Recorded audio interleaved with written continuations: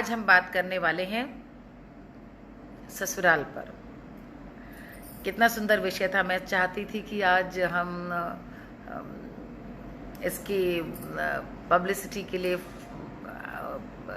Graphics वगैरह बना करके पोस्ट करूं, लेकिन मैंने कब क्या फ़र्क पड़ता है। तो लोग वैसे भी आएंगे और जुड़ेंगे, और मैं प्रचार से ज़्यादा आपको ससुराल कैसी होती वो जैसे मैं जी रही हूँ वो भी आज आपको दिखाऊंगी। यानी कि आज अम्मा से भी आपकी मुलाकात कराऊंगी। और आज हम बात करने वाले हैं हर लड़की के एक अभिन्न जीवन के अनुभव, जो उसके जीवन का सबसे बड़ा मुकाम होता है और उसके जीवन का एक अविभाज्य ऐसा हिस्सा जिसकी खट्टी मीठी कसैली बहुत सारी अनुभूतियों से उसका जीवन उतर आता रहता है। सच तो यह है कि जब लड़कियां छोटी होती हैं, अब आज के दौर की नहीं, शुरू से बात आ रही हूँ, तो ससुराल को लेकर के एक लोगों में बड़ा लड़कियों को डराया जाता कि ससुराल देखो ऐसी होती है। ससुराल यानी पति का घर, यानी कि वहाँ सास मिलेगी, यानी वो नंदे मिलेंगी, और जिठानी तो ऐसी होंगी, और ये यानी कि एक पहले से हम एक बहुत पूर्वाग्रह के साथ ससुराल को देखते हैं। लड़कियां जब जवान होती हैं, बड़ी होती हैं, और ये देखिए कुर्सी आज मेरे बीच में बगल में लग गई है, तो कुल्फी जी खुद ही आ गई हैं। आइए आइए, अपनी परिचय कराइए। ये हमारी बिलौटी है कुल्फी।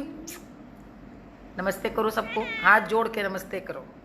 उधर देखो, सामने देखो, देखो देखो, सब देख रहे।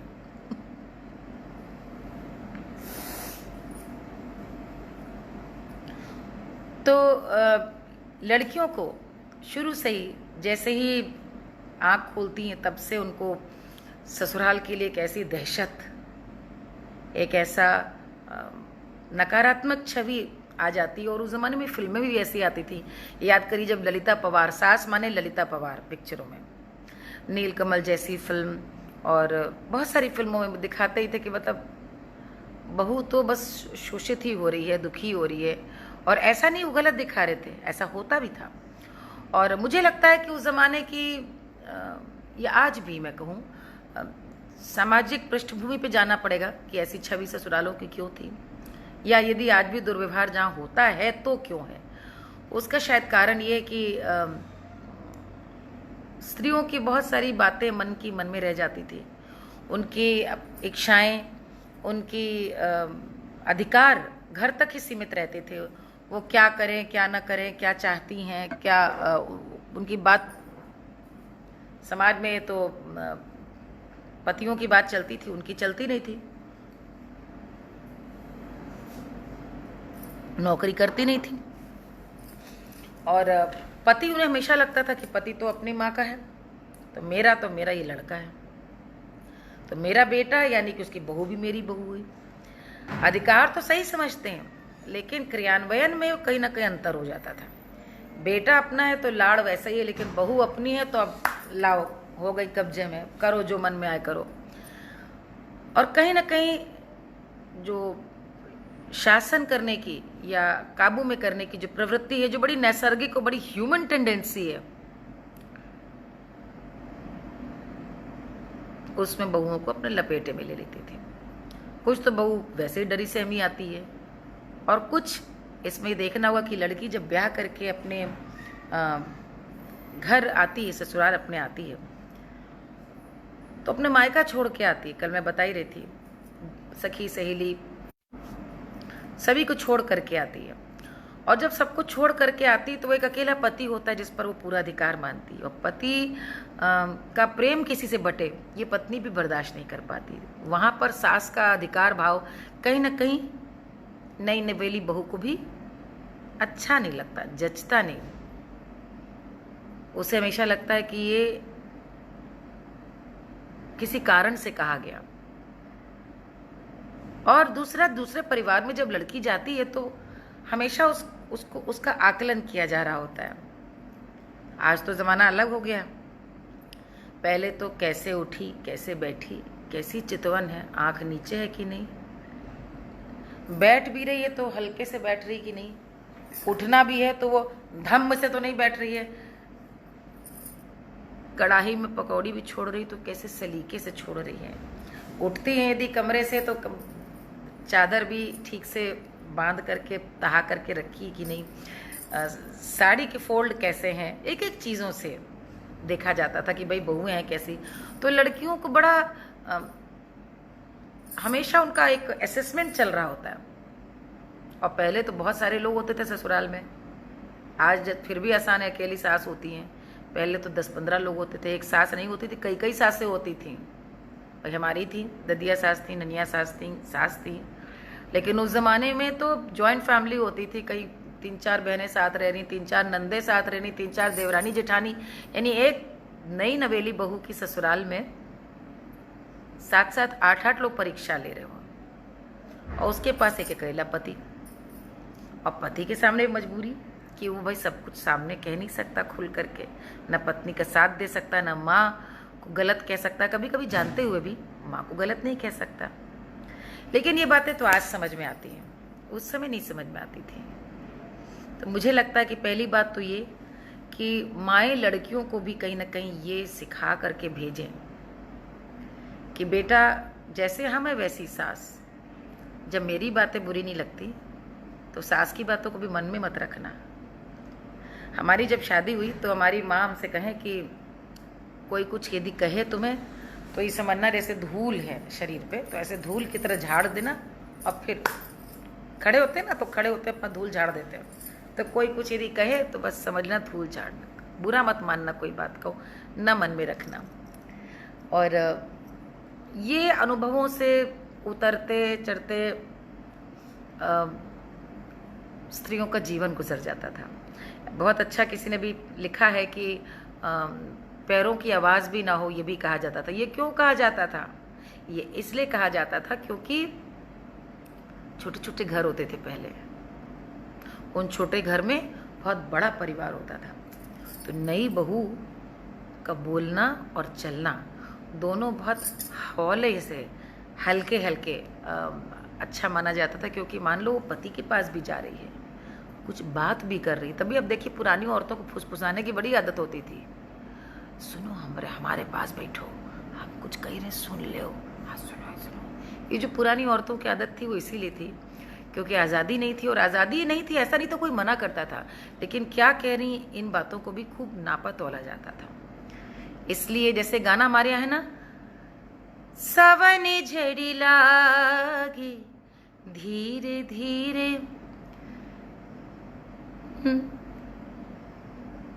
निकसी में 16 सिंगार सवारे,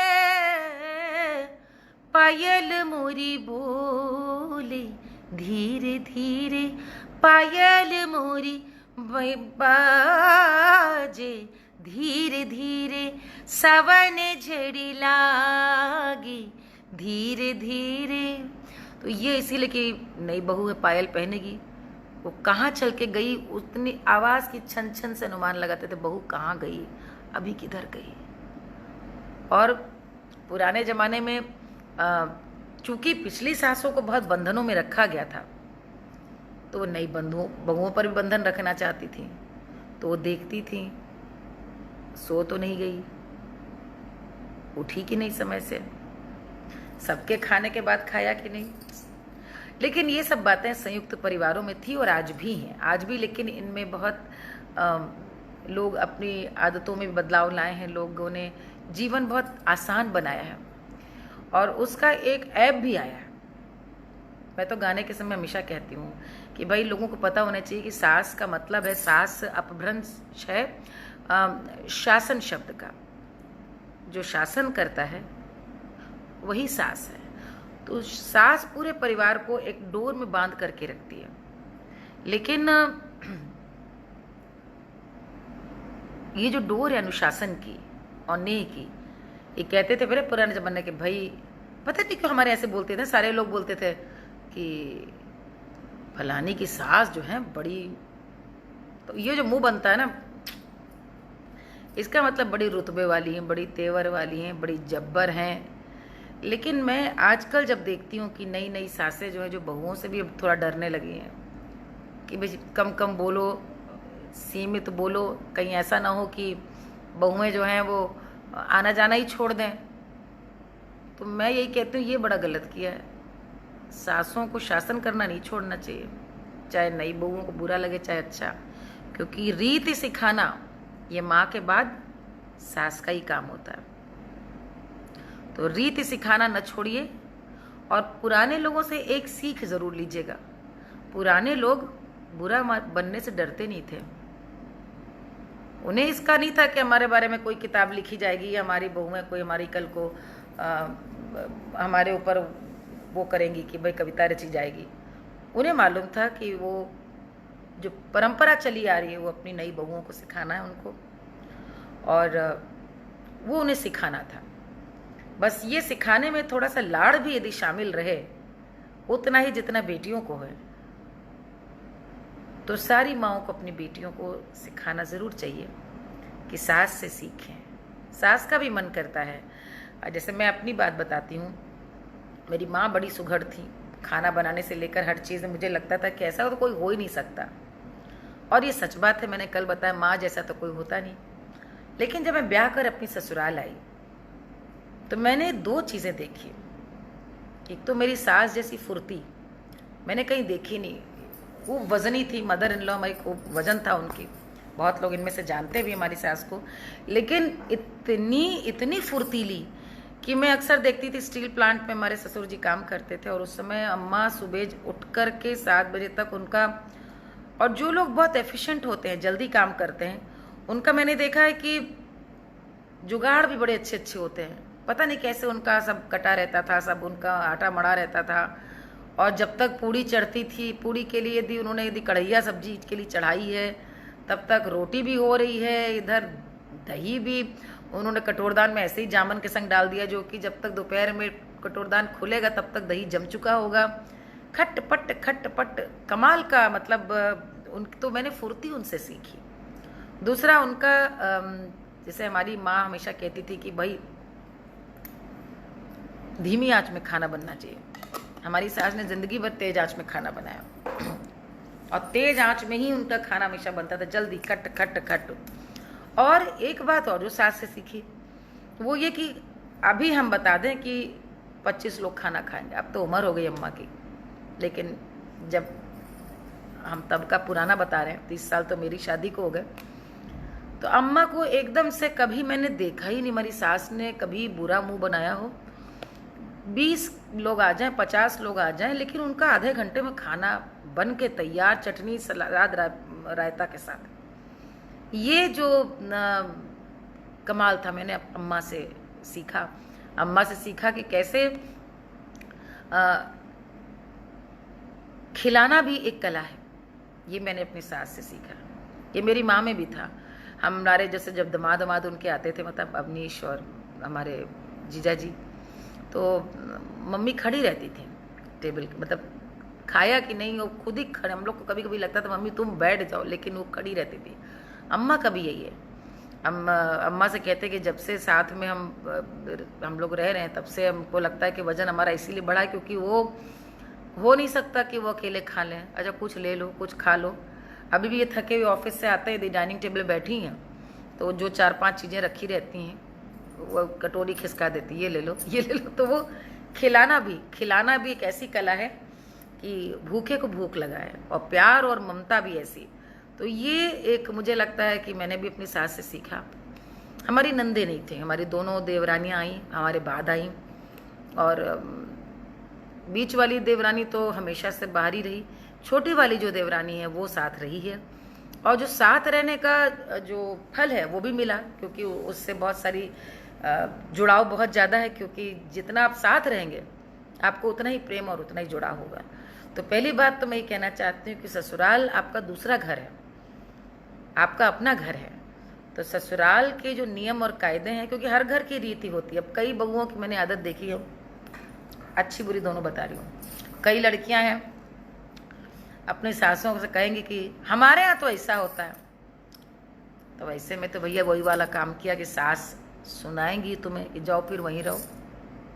हमारे यहाँ तो ये होता, हमारी अम्मा तो ये करती थी, हमारी माँ तो ये सब नहीं बोलने का, क्योंकि अब दूसरे घर की भी रीति सीखो। जब संबंध में जब ग्रीजिंग और ऑयलिंग अच्छे से हो जाती है ना, उस समय कुछ भी कहो कुछ नहीं बुरा लगता है। लेकिन नई नई लड़कियों का बहुत है आजकल, हमने देखा हमारी मम्मी तो ऐसे बनाती है, ओ गॉड। दूसरा, जो पहले लड़कियों को सिखाया जाता था कि थोड़ा सा विनम्र होकर के बोले, मीठा बोले, उसमें ऐसा नहीं था कि कोई लड़कियों का अधिकार छीने ले रहा था, लेकिन उसमें सारी बात की एक बात सबसे अच्छी थी, वो ये थी कि आपकी बोली या आपकी सही बात का भी बुरा मतलब नहीं निकाला जाता। अब आजकल तो ये विमेन लिब का मतलब हो गया कि आप यदि बेटियों को सिखा रहे हैं कि भाई थोड़ा सा आराम से, इसका मतलब उसको दबा रहे हैं। नो, मैं तो लड़कों से भी कहूँगी कि भाई क्यों हार्श बोलना, क्यों कड़ुआ बोलना। नेता हो, चाहे अधिकारी हो, चाहे पत्रकार, जो मीठा बोलता है आपको वही अच्छा लगता है, चाहे पुरुष हो चाहे स्त्री, याद रखिएगा इस बात को। तो ये पुराने गुर थे, सिखाए जाते थे, ससुराल में बहुत काम आते थे। और आजकल धम धम धम कूदना चलना, पहले ये होता था, याद करो कि चौके में भी कुछ काम करो तो पता न चले। अब ये इसलिए भी सिखाया जाता था कि सब लोग सो रहे हों, बहुरिया का कुछ खाने का मन हो और चुप्पे से वो रसोई में गई हो तो चुप्पे से अपना काटा, छौंका, छीला, बनाया। ये नहीं कि चार लोग को पता चल रहा है कि यहाँ पोहा बन रहा है कि उपमा बन रहा है। तो ये पहले जो बातें थीं, अब पर्दा नहीं रहा। कई ससुरालों में सवेरे उठ कर के पाँव छूने की रस्म थी, हमारी बहन के यहाँ थी, हमने भी रखी। हमको याद है जब मेरी शादी हुई तो शादी के बाद हमारे जब मैं ससुराल अपनी आई तो मैंने देखा कि रोज़, नानी भी थी तो हम रोज़ पाँव छुए। तो हमारी अम्मा ने कहा भाई रोज़ मत पाँव छुआ करो ये। मैंने कहा कि नहीं अच्छा लगता है ये, तो मैंने साल 2 साल रोज़ सवेरे पाँव उठ करके छुए। तो हमारी अम्मा के मुंह से निकल गया कि इनको नाइटी नहीं पसंद है, इनको माने हमारे ससुर जी को। मेरे मन में बात रह गई। फिर 2 बच्चे पैदा हो गए और पहला बच्चा तो ससुराल में हुआ। हमने नाइटी नहीं पहनी कभी, क्योंकि ससुर जी को पसंद नहीं था। तो ये मुझे लगता है अब कि ये सलीका तरीका अच्छा भी लगता है बहुओं पे। इसलिए मैं कहती हूँ कि नई नई बात, नई नई रीत, नई नई सीखने में हमेशा कष्ट होता है। यदि बहुएं इस भाव से ससुराल में जाएंगी कि कुछ नया सीखने को मिल रहा है, नया परिवार है, एक पौधा भी है, उसको जड़ से उखाड़ करके आप जब दूसरी जगह लगाते हो तो वो उसका नया जीवन होता है। बेटी का जीवन ऐसा ही है, दूसरे जाकर के वो उसको फिर से वहाँ के संस्कार, वहाँ की सीखनी होती हैं। लेकिन वो पौधा पनप नहीं पाता यदि उसको हवा, खाद, पानी न मिले। ये हवा, खाद, पानी क्या है? पति का प्यार, सुरक्षा की भावना। सास की चाहे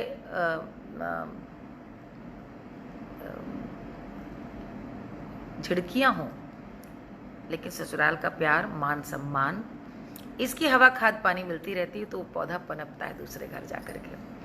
बहुत सारी लड़कियों को हम लोग देखते हैं ससुराल में जा कर के एकदम मुरझाई रहती हैं। कुछ लड़कियों को देखिए कितना एकदम खुश रहती हैं। कहीं कहीं लगता है सासें डर रही हैं अपनी बहुओं से। तो भैया ना तो आप वैसी सासें बनिए, ना आप वैसी बहुएं बनिए जो सासों को आतंकित करती हैं।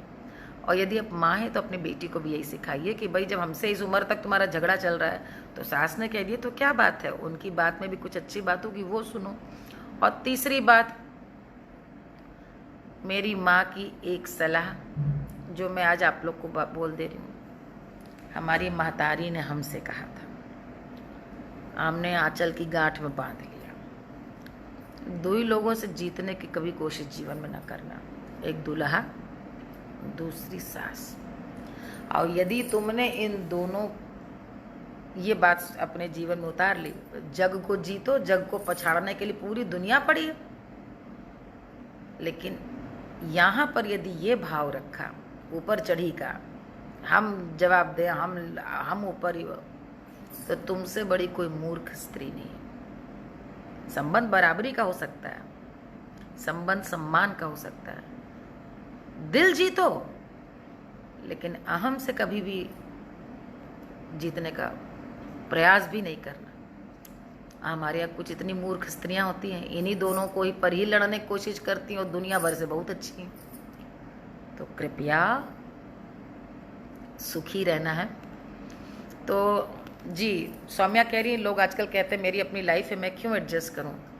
ये वो लोग हैं जो अपनी नौकरी बनाए रखने के लिए अपने बॉस के संग खूब एडजस्ट करती हैं। वहाँ बॉस और ये पार्टीज में जाना, बॉस को खुश रखना, या जहाँ पे काम कर रहे हैं वहाँ की इकोसिस्टम में भी सरवाइव करने के लिए ये खूब कोशिशें करेंगे ऐसे लोग। लेकिन वो ठीक कहेंगे ससुराल में एडजस्टमेंट बुरा है। क्यों भाई? लोगों को नंदों का ना बुरा लगता है। नंद आई थी, नंद को कुछ देना है, तो बहुत सारी बहुओं को देखा, हमारी तो नहीं नंद है, लेकिन बहुत लोगों को मैंने देखा है कहती है कि नंद आई थी ना तो भाई उनके लिए एक साड़ी देनी थी। वो जो कहने का तरीका है, चेहरा लटक जाता है, वहीं समझ में आता है कितना इनको बुरा लग रहा है। आप देखिए, आपकी भी बेटी है, मेरी भी एक बेटी और मेरा एक बेटा है। बहन जिसके ऊपर भाई का हमेशा से अधिकार था, यदि भाई का ब्याह हो गया, बहू आ गई है और बहन अपने घर चली गई, तो माता पिता तो कुछ दिनों के हैं, बाद में तो संबंध उसका मायका उसके भाई से ही रहेगा। अब भाई तो आपको पता है 24 में 18 घंटे बाहर का काम करने, घर गृहस्थी यही पत्नी ही निभाती है, भौजाई। भौजाई लोग को सोचना चाहिए कि साल में 2 बार 3 बार नंदों से अच्छे से बोल करके उनको, यदि अच्छे से आपने भाई का, आप नहीं बीच में हैं, वो भाई का प्रेम है, आप सिर्फ सेतु हैं, उस सम्मान में क्या बुराई है। और दूसरी बात, यदि आप भाभी हैं तो आपको सास और बेटी यानी नंद और सास का जो परस्पर संबंध है उससे ईर्ष्या नहीं होनी चाहिए, क्योंकि वो जगह आप कभी ले भी नहीं पाएंगे। ये कटु सत्य है। माँ बेटी होती। आप लिव एंड लेट लिव, वहाँ मत घुसिए, उस प्रेम को बना रहने दीजिए। और विश्वास करिए, आप उससे बिना असुरक्षित हुए यदि आप उनके सम्मान को, उनके प्रेम के रिश्ते को, भाई बहन का रिश्ता है, माता पिता का रिश्ता है, माँ बेटी का रिश्ता है, डू नॉट इंटरफेयर। ये सब गाने क्यों बने हैं? मांगे ननद रानी कंगना, हो लालन की बधैया, ये कंगना मोरे मायके से आया, अरे काहे मैं दूं अपना कंगना, ओ लालन की बधैया, मांगे ननद रानी कंगना। ये जो गाने हैं इसीलिए बने कि नंद आएगी तो देना पड़ेगा। गाने बने थे छेड़छाड़ के लिए, रिश्तों को जिंदा रखने के लिए। आपको लेकिन बुरा नहीं लगना चाहिए, आपको तो उन रिश्तों में गर्मी बनी रहे इसकी कोशिश करनी चाहिए। एक सच आज और सुन लीजिए, हर घर की कहानी अलग है, हर घर की परिस्थितियां भी अलग हैं, मुझे पता है, लेकिन तब भी कह रही हूं, पति को उसके परिवार से दूर करके आप कभी भी खुश नहीं रख सकते। यदि वो खुश दिखाई दे रहा है तो नाटक कर रहा है, he is not real with you. वो बेटा उस परिवार का, भाई है किसी का। यदि अपने पति से वास्तव प्रेम करती हैं पत्नियां, तो ससुराल से प्रेम करना सीखिए।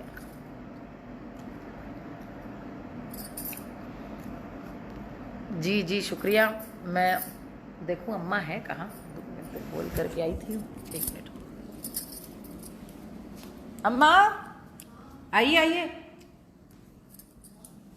आइए आइए, हमने सोफा आपके लिए तैयार रखा। कहाँ है अम्मा? आओ आओ आओ, आइए। ऐसे कर देते हैं ये, हम इतनी सारी अपनी बातचीतों में आपका जिक्र कर चुके हैं अम्मा, कि बहुत सारे लोग आपसे अब मिलना चाहते हैं। आइए, आप ऐसे आ जाइए तो कि हम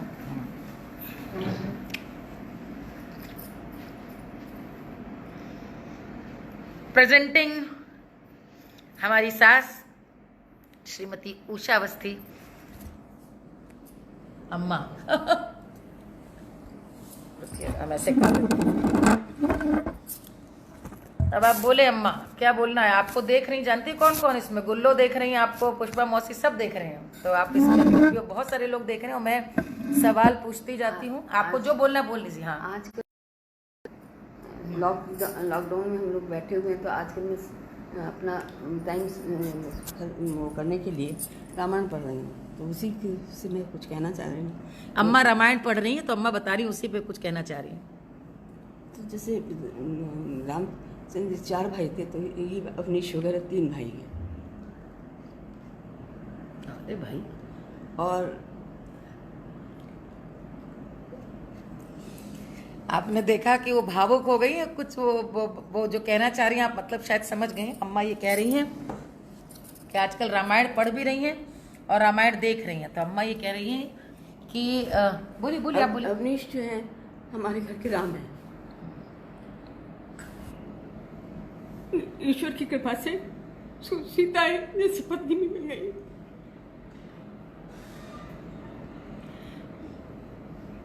मैं मालने के लिए क्या कहूँ, हमारे घर में छोटे से छोटा, बड़े से बड़े, सबका आदर सम्मान, सबको लेकर के चलना है। अरे अम्मा बात करिए, आप कहाँ भावुक?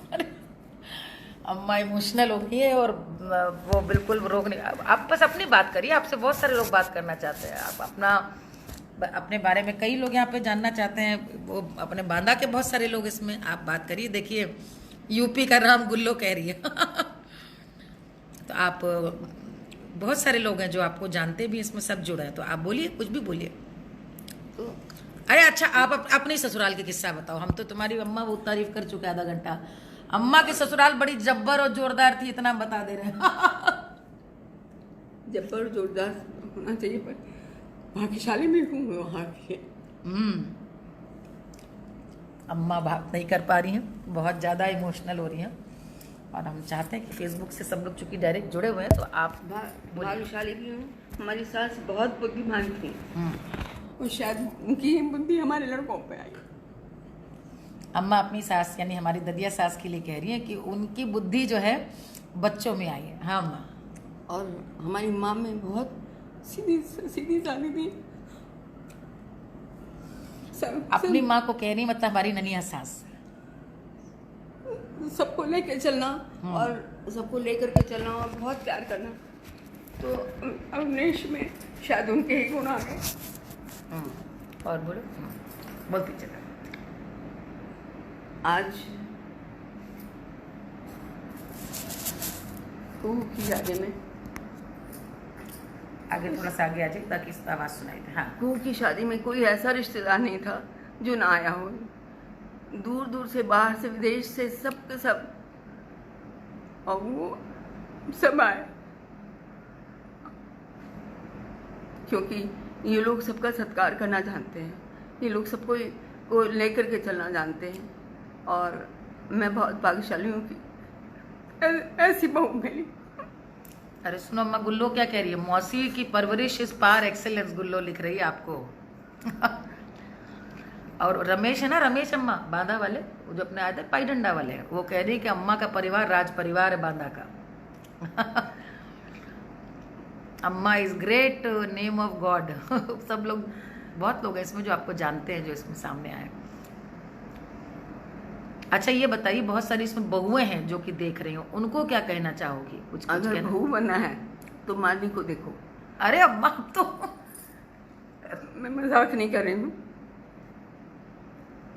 किसी, चाहे सेलिब्रिटी हो, चाहे जितना नाम हो, पर कहीं भी भीड़ भाड़ में भी कोई भी घर वाला आ जाता है तो सिर ढक करके पैर छूना कभी नहीं भूलती है।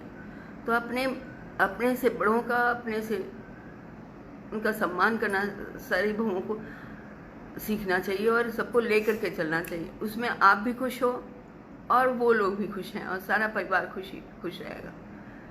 तो मैं तो सबसे कहूँ, देखिए काम धाम गुण तो जितने भगवान ने दिए हैं, किसी में कुछ ज़्यादा है, किसी में कम है, वो सब तो ठीक है, परंतु एक मन से जुड़ना लोगों के साथ में, ये बहुत बड़ी चीज़ है। तो आप लोग जितने लोग हैं, चाहे घर परिवार है चाहे बाहर वाले हैं, सबसे मन से जुड़िए। और मन से जुड़ने में जो आनंद है वो शायद कभी कहीं नहीं मिल पाएगा। मेरी कुछ ऐसी बेटियां भी हैं जिनको मैंने पाला है।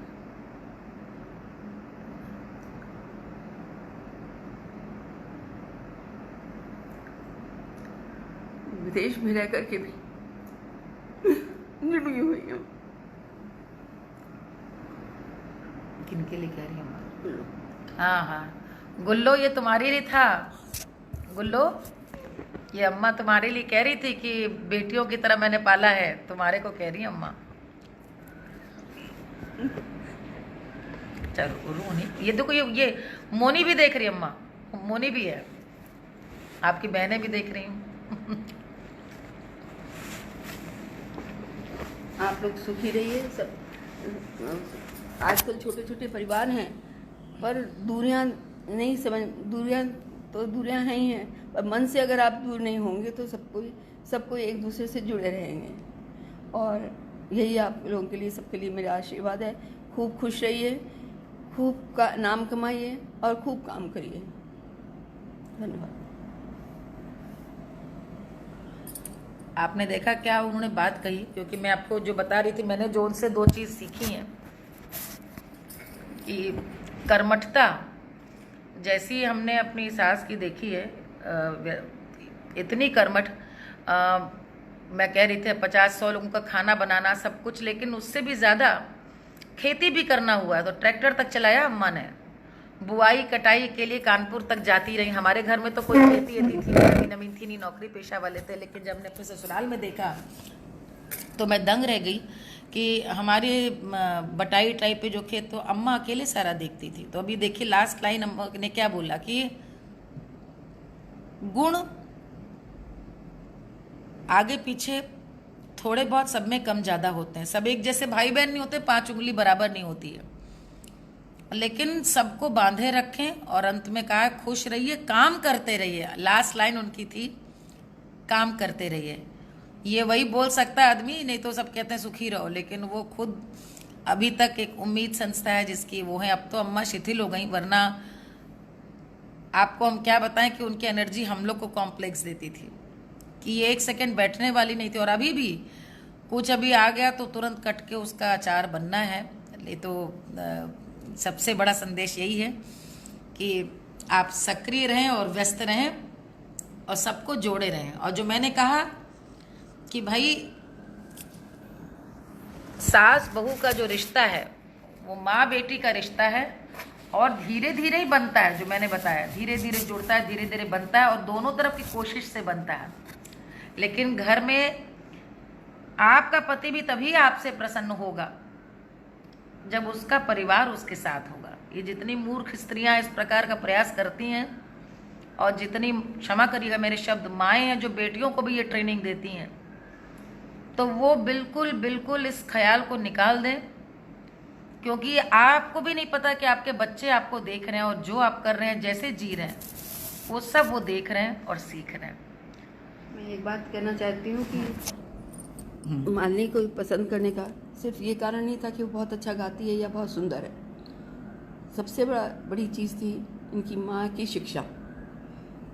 जब हम लोग पहली बार गए, घर में क्या कर रही हो क्या नहीं कर रही हो, थोड़ा बहुत पूछने के बाद हम लोग सबको चाट खाने चले गए।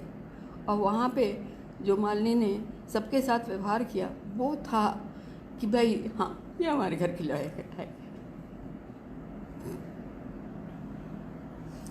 अब हमको तो नहीं याद है कि हमने उस दिन क्या व्यवहार किया, लेकिन अब हम ये बड़ी मजेदार बात आप समझ लीजिए। हमको जब देखने लोग आए तो चाट खाने गए तो पूरा दल बदल गया था। 12-15 लोग आए थे, 15 लोग आए थे मुझे पहली बार देखने मिलने आए थे, और फिर बहुत सारे लोग गए थे। तो सबसे ये मोनी भी आई थी भाई, मोनी है कि नहीं, मोनी भी आई थी ना, मोनी, मीतू आई थी, मीतू मिंटू सब आए थे भैया, तो पूरा परिवार गया था। तो और सबसे बड़ी बात है, मुझे लगता है कि सब उसके बाद जो है हम लोग चला सोचना था, इन हमारे बगल में ही, हमारे घर के बगल में इनकी मौसी रहती थी। जैसा कि होता है कि जब हम लोग जाए, हमारे पति स्टील प्लांट में काम करते थे। काफ़ी दिनों बाद हम लोग को जाना पर हमारा स्टेशन से रिक्शा उतरना नहीं, उनका घर पे हमारे पहुंचना नहीं। तो कभी कभी ऐसा लगता था ना कि इरिटेट होते हैं कि भाई रोज़ रोज़ कहाँ से आ जाते हैं। पर आज वो है नहीं, पर मैं उनको भी धन्यवाद देती हूँ कि कम से कम उन्होंने हमारे लिए बहुत सुखमय जीवन देने के लिए हम लोगों को उपहार दिया। हमारी मौसी की बात करें, हमारी मौसी और अम्मा की जो कॉमन दीवार थी, एक ही दीवार कानपुर में मिली थी और दोनों में खूब खट्टा मिठा रिश्ता था, मतलब झगड़ा भी होता रहता था। वो इतनी पीछे पड़ी थी जब से IIT में पढ़ते थे, यहीं शादी हो गई, यहीं शादी होगी। तो अम्मा कह रही है कि वो है नहीं, लेकिन हम उनको भी धन्यवाद देते हमारी मौसी को। चलिए, तो आप लोग सब खूब सुखी रहे, खूब खुश रहे और अम्मा को हम फिर से बीच में लेकर आएंगे। अम्मा, एक तो ये कि एक दिन हम लोग खाने पीने की बात कर रहे थे, तो उसमें अचार की हमने बताया कि बहुत सारे अचार आप डालती हैं। तो अचार एक दिन आप लोग यदि कहिए तो एक दिन फेसबुक लाइव इनके हाथों का अचार जो भी आप कहिए वो अचार, अब क्योंकि बहुत दिन चलना है फेसबुक लाइव। अचार बनाना तो एक तो अपना भी टेस्ट था। मैं बांदा से हूँ और हमारे घर में बहुत अचार बनता था, खट्टा मीठा खूब खाया जाता था, खूब सिरका, खूब चटनी, उसके बिना तो खाना पचता ही नहीं था। तो ससुराल में उतना तो नहीं था, पर मैंने शुरू किया और सबसे अच्छी बात थी कि अवनीश को बहुत पसंद था। तो इनके लिए रोज़ इनकी फरमाइश होती थी, आज इसका बना दो, आज उसका बना दो, आज उसका बना दो। और घर में क्योंकि खेती होती थी तो कहीं हल्दी हो गई, कहीं अदरक होती थी, कहीं आम आ गए तो कहीं कुछ आ गया। तो अब उनका उपयोग तो करना ही होता था, फेंका तो जाता नहीं है। तो वही चलो अचार बना देते हैं, साल भर तो चलेगा। तो आज के लिए बस इतना ही। आज विषय था ससुराल और भाग्यवान हूँ मैं कि सिर्फ आज बातचीत ही नहीं, बल्कि देखिए बेलू मौसी भी आ गई, कह रही बांदा वाले चटोरे होते हैं। तो रेनू जो घर आती हैं वो आपको चरण स्पर्श करें। भरत देव जी, अम्मा भरत भी जुड़ गए रायपुर से, आपको सब बहुत सारे लोग सब देख रहे हैं इस समय। तो आज बस इतना ही और कल फिर मिलेंगे एक नए विषय के साथ। आज संकट मोचन संगीत समारोह मेरी कॉन्सर्ट है अभी शाम को, तो अभी उसकी भी तैयारी करनी। मैंने सोचा था कि आज का मैं छोटा रखूं, लेकिन आज का विषय ऐसे था कि छोटा हो ही नहीं सकता। तो और मैंने कल प्रॉमिस किया था कि अम्मा से आप लोगों की बातचीत करवाएंगे, मुलाकात कराएंगे। तो आज ये अम्मा आज यहाँ पर हैं और फिर अम्मा को एक दिन और लेकर, जिस दिन अच्छा बढ़िया अचार अम्मा आप सोच लीजिए क्या बनाएंगी, तो शाम को 5 बजे रेसिपी किस ढंग से क्या चीज़, आम का गजब डालती हैं, भुंजवा डालती हैं आम को जब, लेकिन उसकी गुठली आ जाए तब उसको तब तल करके गुड़ और सिरके में बहुत सही भुजा बनाती हैं, गलरा टाइप का। चलिए, तो आज के लिए बस इतना ही। नमस्ते। अम्मा की ओर से भी आप सबको नमस्कार, मेरी ओर से भी अपना ख्याल रखिएगा और आज की बात जितनी मैंने कही है गांठ में बांध लीजिएगा। खुश रहना है तो हमेशा याद रखिएगा कि जितना आपके लिए आपके माता पिता महत्वपूर्ण हैं, उतना आपके पति के लिए उनका परिवार। सम्मान पाना चाहती हैं बहू का, तो सम्मान पहले देना सीखिए, है ना। और परिवार वही खुश है जहाँ बच्चे अपने बाबा दादी के साथ बड़े हों। आपको भी तो बाबा दादी बनना है।